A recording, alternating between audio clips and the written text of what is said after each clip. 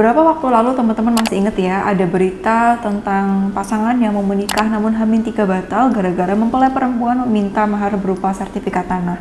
Hingga kemudian viral dan diundang di podcast mana-mana yang kamu bisa tonton di YouTube ataupun bahkan di stasiun televisi. Dan sekarang teman-teman ada lagi, H-1 menuju pernikahan batal gara-gara mempelai perempuan membentak ibu mertuanya, membentak calon ibu mertuanya, yang membuat mempelai laki-laki tidak terima hingga kemudian dia memutuskan untuk membatalkan pernikahan itu. Pelajaran apa yang bisa kita ambil dari kejadian ini dan bagaimana kronologinya? Tonton videonya sampai akhir bersama aku Devi Puspita. Kronologi kejadian terjadi di Palembang, Sumatera Selatan dengan mempelai pria bernama Anjas dan mempelai perempuan berinisial DN. Pembatalan pernikahan terjadi karena mempelai pria tidak terima ibunya dibentak sama calon istrinya, teman-teman. Kenapa kok bisa dibentak? Jadi dari sumber informasi yang aku dapatkan, mempelai perempuan yang berinisial DN ini meminta mahar senilai 35 juta rupiah ditambah dengan emas seberat 13 gram. Dan bukan hanya itu, dari mempelai perempuan juga katanya meminta uang tambahan sebesar 6.700.000 untuk tambahan biaya keperluan pernikahan yang akan diselenggarakan. Nah dari situ, dari mempelai laki-laki wajar ya pengen tahu sejauh mana sih persiapannya, seperti apa sih dekorasinya yang akan dia lihat dari persiapan yang dilakukan oleh mempelai perempuan beserta keluarganya. Mainlah ke rumah mempelai perempuan. Nah, ketika sampai di sana, pas dicek ternyata ini bikin mempelai laki-laki kecewa, teman-teman. Dia bilang, cuman ada terpalnya aja tanpa adanya dekorasi. Padahal pernikahan itu mau diselenggarakan sebentar lagi. Nah, akhirnya ketika melihat ini, kecewa timbul, kemudian dikonfirmasilah kepada mempelai perempuan beserta keluarganya. Nah, di sini justru dari mempelai perempuan ini malah marah-marah, teman-teman, karena dia bilang uang yang dia minta 6.700.000 ini kurang 700.000. Dia marah-marah dan dari keluarga mempelai perempuan ini malah justru memaki-maki keluarga mempelai laki-laki, tidak terkecuali mempelai perempuan itu sendiri terhadap calon ibu mertuanya, bahkan disebutkan tuh sampai nunjuk-nunjuk seperti itu. Dan ini membuat mempelai laki-laki kecewa hingga kemudian dia memutuskan untuk membatalkan pernikahan yang akan mereka selenggarakan di H-1. Nah dari situlah karena pernikahan dibatalkan, akhirnya mempelai laki-laki meminta uangnya untuk dikembalikan senilai 35 juta beserta emas seberat 13 gram tadi.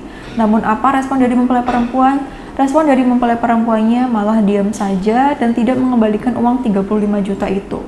Dan ternyata katanya uang 35 juta ini sudah dia gunakan sebesar 30 juta untuk membeli sepeda motor. Gimana menurut kamu teman-teman? Kalau kamu berada di pihak mempelai laki-laki, apa yang akan kamu lakukan? Atau kamu sebagai pengamat nih, menurut kamu seperti apa? Ini sebenarnya salah siapa? Dan apa yang harus dilakukan? Silahkan komen di kolom komentar. Aku pengen tahu bagaimana pendapat teman-teman semuanya. Oke, lanjut lagi ke cerita ini. Jadi seperti itu kejadiannya, teman-teman. Akhirnya pernikahan tidak jadi, di H-1 dibatalkan, dan sekarang kabarnya mempelai perempuan beserta keluarganya itu ketika ditengok oleh warga sekitar itu mereka tidak ada di rumah, keberadaannya tidak diketahui karena dijumpai rumahnya itu kosong, seperti itu teman-teman. Dan di sini juga melibatkan polisi karena polisi takut terjadi hal-hal yang tidak diinginkan terhadap mereka, seperti itu. Nah, pelajaran apa yang bisa kita ambil dari kejadian ini beserta juga dulu ya beberapa waktu lalu kejadian pernikahan batal terjadi di H-3 pernikahan gara-gara mempelai perempuannya meminta mahar berupa sertifikat tanah itu. Apa yang bisa kita ambil dari kejadian ini? Yang pertama, pentingnya dilakukan pengecekan terhadap calon pasangan kita, apalagi ini sebuah pernikahan yang sangat penting. Ketika sudah menikah itu nanti kita komunikasi atau ngobrol sama dia, mulai dari dia bangun sampai dia mau tidur lagi itu kita lihat wajahnya, kita berinteraksi dengannya. Maka dari itu kita perlu mengetahui gimana nih orang ini, baik atau enggak. Untuk mengetahui cocok atau tidak ya dengan diri aku, baik atau enggak ya. Jika nanti aku ajak untuk berjalan bersama membangun bahtera rumah tangga, itu penting banget teman-teman. Jadi bukan hanya sekedar wah dia kayaknya baik ya, dia terlihat baik ya, dia terlihat sopan ya, ya udah dia mau nggak apa-apa. Apalagi hanya menilai dari sekedar penampilannya aja.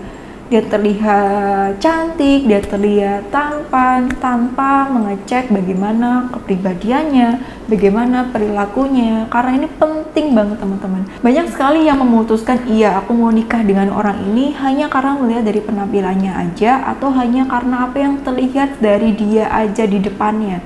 Dia terlihat sopan, dia terlihat ramah, dia terlihat baik, tapi tanpa melakukan pengecekan terhadap bagaimana dia sebenarnya dalam kehidupan sehari-harinya.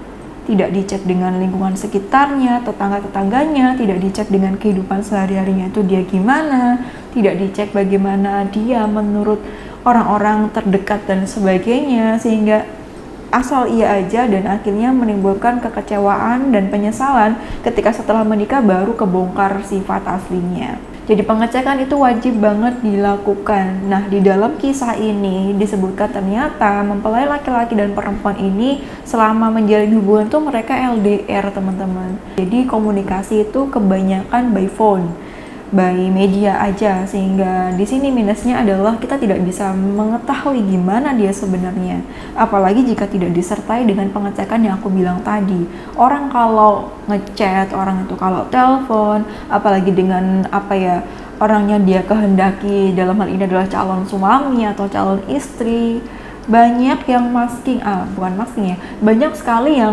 mengkondisikan sifatnya. Aku biar dia terima nih, aku harus menunjukkan kalau aku nih orangnya sopan, orangnya baik, orangnya religius dan sebagainya. Itu bisa banget orang ngasih lihat by phone atau dari chat, seperti itu bisa banget ya. Karena bahasa itu bisa dikondisikan kalau misalkan by chat, tapi tidak kalau misalkan secara langsung. Kalau secara langsung kita bisa mengetahui, apalagi kita tanya tuh orang-orang di sekitar dia tuh orangnya gimana sih, kesehariannya seperti apa, dan beberapa kita kasih pengetesan kepadanya apakah benar dia orangnya baik seperti yang kita duga selama ini. Itu penting sekali. Kemudian dicek juga apakah yang dia ceritakan selama ini kepada kamu itu adalah fakta atau cuma dibuat-buat aja.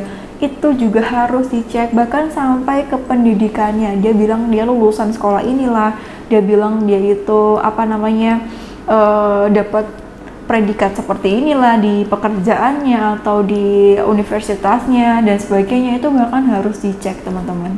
Karena banyak sekali ya kita jumpai beberapa kisah itu orang ketika punya maksud yang negatif, punya tujuan yang buruk, dia itu membuat dirinya seolah-olah orang yang terpandang. Dia bilang dia lulusan ini itu dan sebagainya, dia bekerja sebagai ini dan lain sebagainya di perusahaan bonafit ini, dia bilang seperti itu. Tapi ternyata pas dicek, terus kemudian dia datang ke rumahnya itu bawa mobil untuk semakin menambah pemalsuan identitas yang dia lakukan.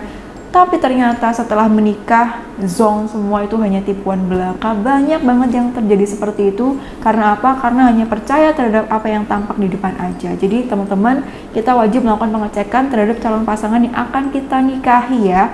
Karena dia adalah ibarat kata gini, kita menikah itu pengennya sekali seumur hidup. Jadi kita benar-benar milih siapa dia, orang yang tepat atau enggak buat saya. Karena kamu penting, jadi kamu harus milih yang berkualitas untuk diri kamu. Itu pelajaran yang pertama. Jadi wajib melakukan pengecekan terhadap pasangan kamu, entah sekarang kamu LDR atau enggak, pengecekan itu tidak boleh di skip. Dan yang kedua, dalam proses ta'aruf atau pengenalan itu kamu wajib mempertimbangkan pendapat dari orang yang lain, orang lain yang kamu percaya.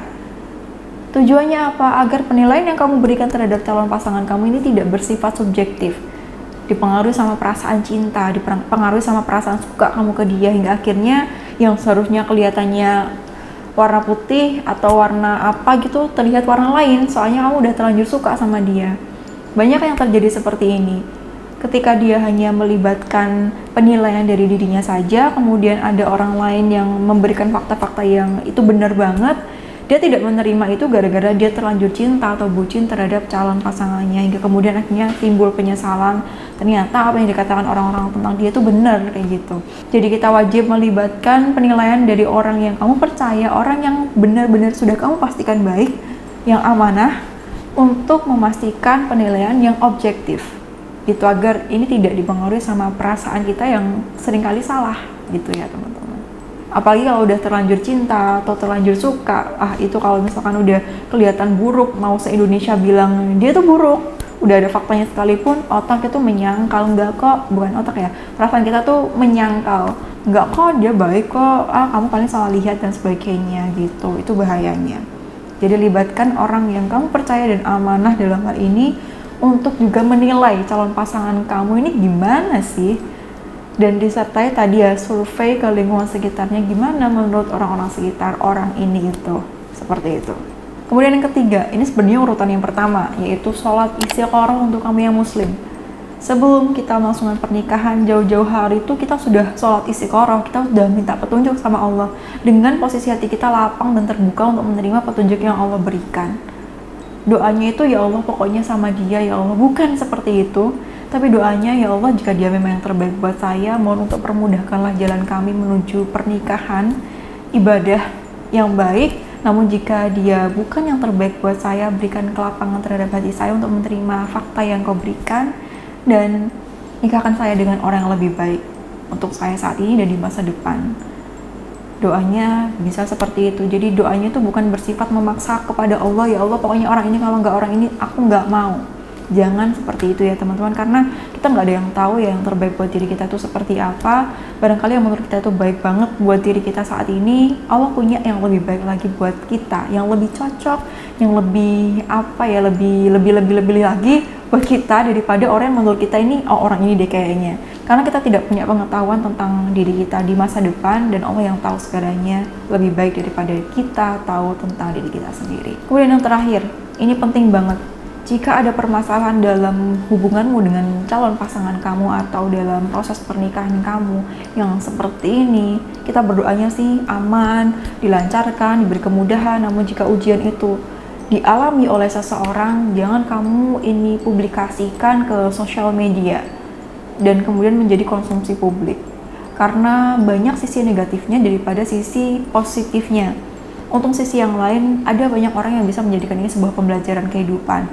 Tapi mungkin kita nggak tahu ada beberapa orang yang memanfaatkan momen-momen ini untuk merugikan salah satu pihak dan sebagainya. Karena kalau udah masuk di media, ini menjadi jejak digital yang akan susah banget buat dihapusnya. Jadi kalau bisa selesaikan in private, biar tidak menjadi konsumsi publik yang bisa menimbulkan banyak reaksi, dan reaksi ini ada baik dan buruk, dan yang kita tahu banyak buruknya daripada baiknya. Seperti itu. Jadi seperti itu teman-teman, semoga video ini bisa memberikan manfaat buat kita semua. Untuk kamu yang berencana untuk melangsungkan pernikahan, diberikan kemudahan oleh Allah, dinikahkan dengan pasangan yang baik dunia akhiratnya, kemudian dilimpahkan, dianugerahkan dengan rumah tangga yang sakinah mawaddah warahmah. Dan untuk yang sudah menikah, semoga Allah lindungi bahtera rumah tangga kalian semuanya, bahagia bersama dengan keluarga dan putra-putri tercinta. Seperti itu. Sampai jumpa di video selanjutnya bersama aku Devi Puspita. Wassalamualaikum warahmatullahi wabarakatuh.